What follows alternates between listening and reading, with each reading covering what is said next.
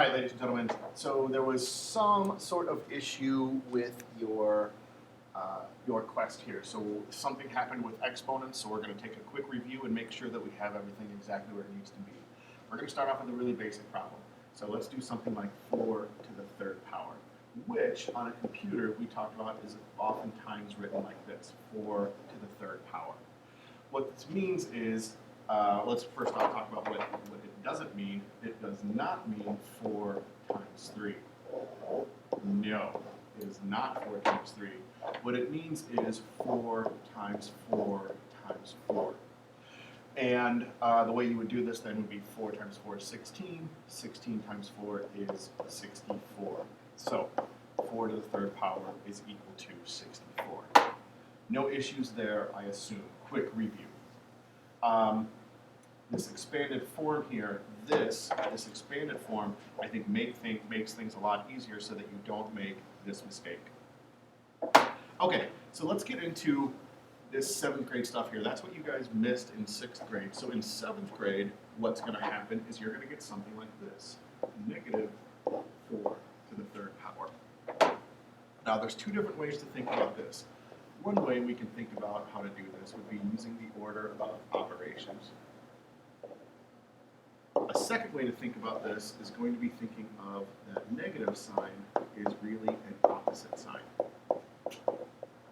So let's start off with the order of operations. What we really truly have here, the way a mathematician would think about this problem, is going to be thinking about it like this. I have the 4 to the third.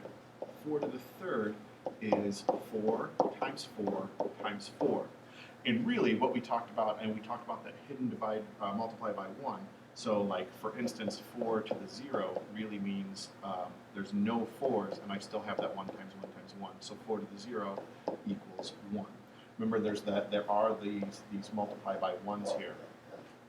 So I have all of these multiply by 1's in my problem with 4 to the third here too, 4 to the third. But I also have a times 1. This negative sign here means that one of these 1's is a negative 1. So 4 to the third negative means negative 1 times 4 times 4 times 4. I have to do this exponent first, and then I'm going to do that times 1. So 64 is here, 64 times negative 1, and that's going to be negative 64. That's one way to think about this. The other way to think about this is an opposite sign. So let me erase this red mark that we have here. We got one for the third too.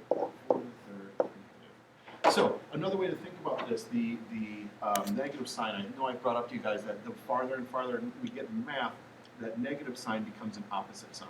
So what we really want here is the opposite of 4 to the third. Opposite of 4 to the third. That's what this means. So what is 4 to the third? Well, we've done it a few times. It's 64. And then what is the opposite of 4 to the third? It is going to be, 4 to the third is negative 64. So two ways there to figure out that this, something written like this without parentheses is going to end up being negative at the end.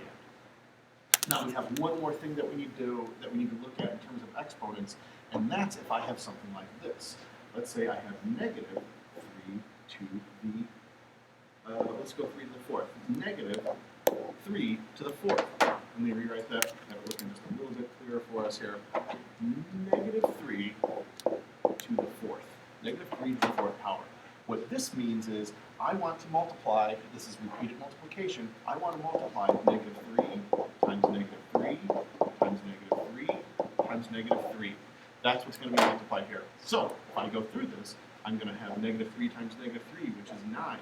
9 times negative 3 is going to be negative 27. Negative 27 times negative 3 is going to be positive 81. So we have that this was a turn from a positive to a negative to back to a positive. So if we ended up having one more 3 here, we ended up going from negative 3 to the fifth, we would multiply this by 3, and it would be a negative times positive. It would end up being negative. That's sometimes a negative, sometimes a positive. Hope this helps. Try answering this next question and get back on that quest.